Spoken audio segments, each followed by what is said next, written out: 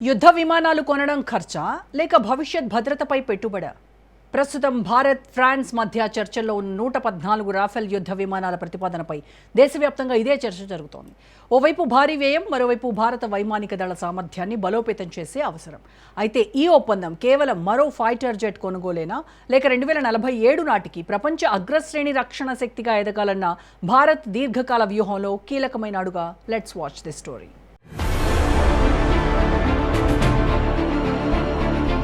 ఒక దేశం యుద్ధాన్ని గెలవాలంటే ఆయుధాలు కొనుగోలు చేయటం ఒక్కటే సరిపోదు. ఆ ఆయుధాలను భవిష్యత్ అవసరాలకు అనుగుణంగా దేశీయంగా తయారు చేసే సామర్థ్యాన్ని కూడా నిర్మించుకోవాలి. భారత్ ప్రతిపాదిస్తున్న 114 రాఫెల్ యుద్ధ విమానాల ప్రాజెక్టును కూడా ఇదే కోణంలో చూడాలి. పైకి చూస్తే ఇది భారీ ఖర్చుతో కూడిన ఒప్పందంలా కనిపించవచ్చు.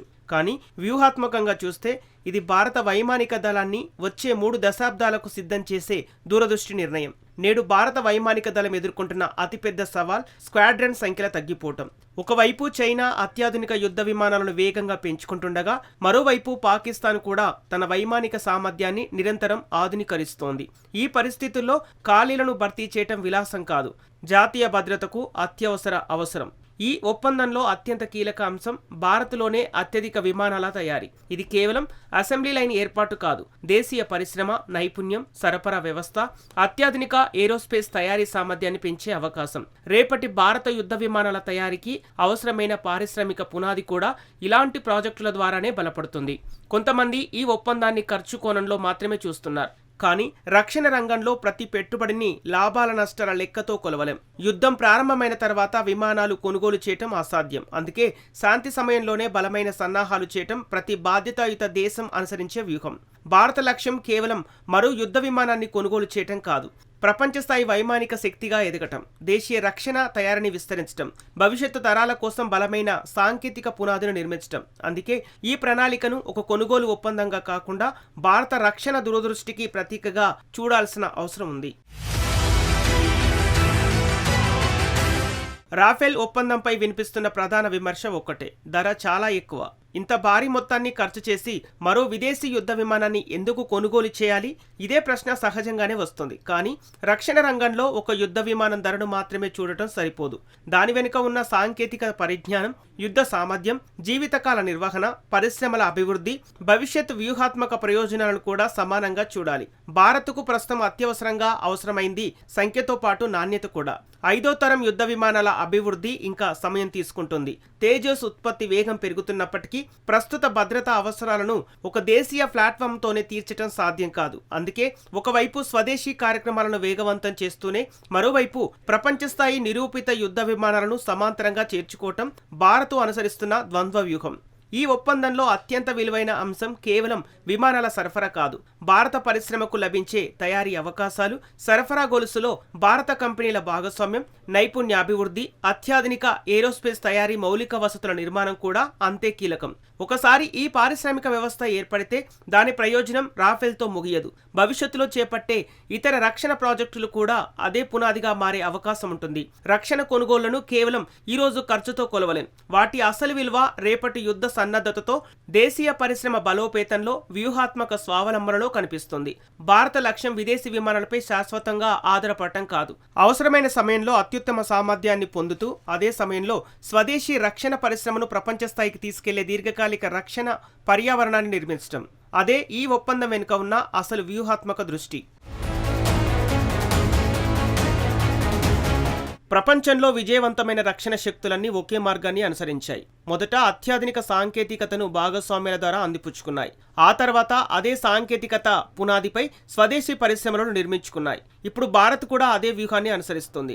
రాఫెల్ ప్రాజెక్టును ఈ కోణంలో పరిశీలిస్తే ఇది కేవలం యుద్ధ విమానాల కొనుగోలు కార్యక్రమం కాదు, భారత రక్షణ తయారీ రంగాన్ని ప్రపంచ సరఫరా గొలుసులో కీలక భాగస్వామిగా మార్చే ప్రణాళిక.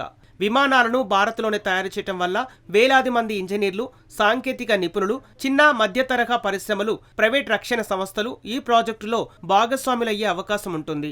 ఏరోస్పేస్ తయారీ, అధునాతన మెటీరియల్స్, ఖచ్చితమైన ఇంజనీరింగ్, ఎలక్ట్రానిక్స్, నిర్వహణ వ్యవస్థలు వంటి అనేక రంగాల్లో దేశీయ సామర్థ్యం పెరుగుతుంది. దీని ప్రభావం ఒకే ప్రాజెక్టుతో ముగియదు. భవిష్యత్తులో యుద్ధ విమానాలు, డ్రోన్లు, ఇంజన్లు, అధునాతన రక్షణ వ్యవస్థల అభివృద్ధికి కూడా ఇదే పారిశ్రామిక పునాది ఉపయోగపడుతుంది.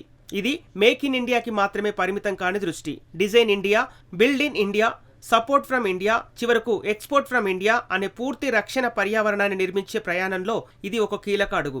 ఒకసారి ప్రపంచ స్థాయి ఉత్పత్తి ప్రమాణాలు, నాణ్యత నియంత్రణ, సరఫరా గొలుసు భారత్లో స్థిరపడితే భారత పరిశ్రమ అంతర్జాతీయ మార్కెట్లలో కూడా పోటీ పడగలదు.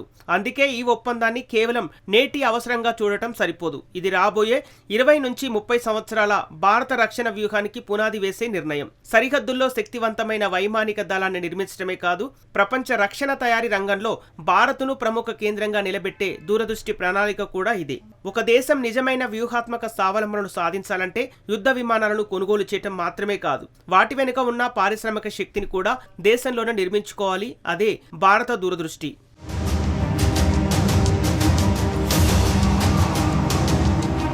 భారత రక్షణ వ్యూహాన్ని అర్థం చేసుకోవాలంటే ఒక విషయాన్ని గుర్తుంచుకోవాలి. దేశాలు ఆయుధాలను ఈ రోజు కోసం కొనుగోలు చేయవు, రాబోయే 30 నుంచి 40 సంవత్సరాల భద్రతను దృష్టిలో పెట్టుకుని పెట్టుబడి పెడతాయి. రాఫెల్ ప్రాజెక్టు కూడా అదే దూరదృష్టికి ప్రతిబింబం.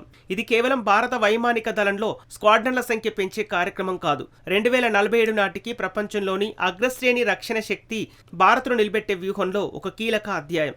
నేటి ప్రపంచంలో యుద్ధాలు కేవలం సైనికుల మధ్య జరగటం లేదు. సాంకేతికత, కృత్రిమ మేధస్సు, నెట్వర్క్ ఆధారిత యుద్ధ వ్యవస్థలు, ఎలక్ట్రానిక్ వార్ఫేర్, అత్యాధునిక ఆయుధ సమన్వయం విజయం నిర్ణయిస్తాయి. అలాంటి కాలంలో నిరూపితమైన ఆధునిక యుద్ధ విమానాలను స్వదేశీ తయారీ సామర్థ్యంతో అనుసంధానం చేయటం భారత వ్యూహాత్మక ఆలోచనకు నిదర్శనం. భారత్ ఇప్పటికే తేజస్, AMCA, TEDBF అధునాతన డ్రోన్ వ్యవస్థలు, స్వదేశీ క్షిపణి సాంకేతికత వంటి అనేక ప్రాజెక్టులను సమాంతరంగా ముందుకు తీసుకెళ్తుంది. ఈ నేపథ్యంలో రాఫెల్ వంటి ప్లాట్ఫామ్లు ఒక వంతెనలా పనిచేస్తాయి. ప్రస్తుత భద్రతా అవసరాలను తీర్చడంతో పాటు భవిష్యత్తులో స్వదేశీ వ్యవస్థలు పూర్తి స్థాయిలో సిద్ధమయ్యే వరకు భారత వైమానిక శక్తికి బలమైన ఆధారంగా నిలుస్తాయి. అంతర్జాతీయంగా కూడా ఈ ఒప్పందం ఒక స్పష్టమైన సందేశాన్ని ఇస్తుంది. భారత్ అత్యుత్తమ సాంకేతికతను స్వీకరించడానికి సిద్ధంగా ఉంది. అదే సమయంలో దేశీయ పరిశ్రమను ప్రపంచ ప్రమాణాలకు తీసుకెళ్లే సంకల్పం కూడా కలిగి ఉంది. ఇదే make in India, Atmanirbhar Bharat మరియు వికసిత్ భారత్ 2047 లక్ష్యాల మధ్య ఉన్న వ్యూహాత్మక అనుసంధానం. ఇది భారత రక్షణ సిద్ధత, పారిశ్రామిక స్వావలంబన, సాంకేతిక సామర్థ్యం, భౌగోళిక వ్యూహం, ప్రపంచ శక్తి సమీకరణాల్లో భారత స్థానాన్ని మరింత బలోపేతం చేసే దీర్ఘకాలిక పెట్టుబడి. ఒక బలమైన దేశం తన భద్రతపై ఖర్చు చేయదు, తన భవిష్యత్తుపై పెట్టుబడి పెడుతుంది.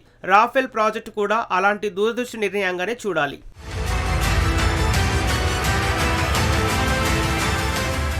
ఒక దేశం బలాన్ని కేవలం దాని సైనికుల సంఖ్యతో కాదు, భవిష్యత్తును ముందుగానే అంచనా వేసే వ్యూహాత్మక నిర్ణయాలతో కొలుస్తారు. రాఫెల్ ప్రతిపాదన కూడా అలాంటి దూరదృష్టి నిర్ణయాల్లో ఒకటిగా కనిపిస్తోంది. ప్రస్తుత అవసరాలను తీర్చడమే కాదు, స్వదేశీ రక్షణ పరిశ్రమకు కొత్త దిశను చూపటం, అత్యాధునిక సాంకేతికతను దేశంలోకి తీసుకురావటం, ప్రపంచ రక్షణ తయారీ కేంద్రంగా భారత్ను తీర్చిదిద్దటం అనే విస్తృత లక్ష్యాలతో ఈ ప్రణాళిక ముందుకు సాగుతోంది.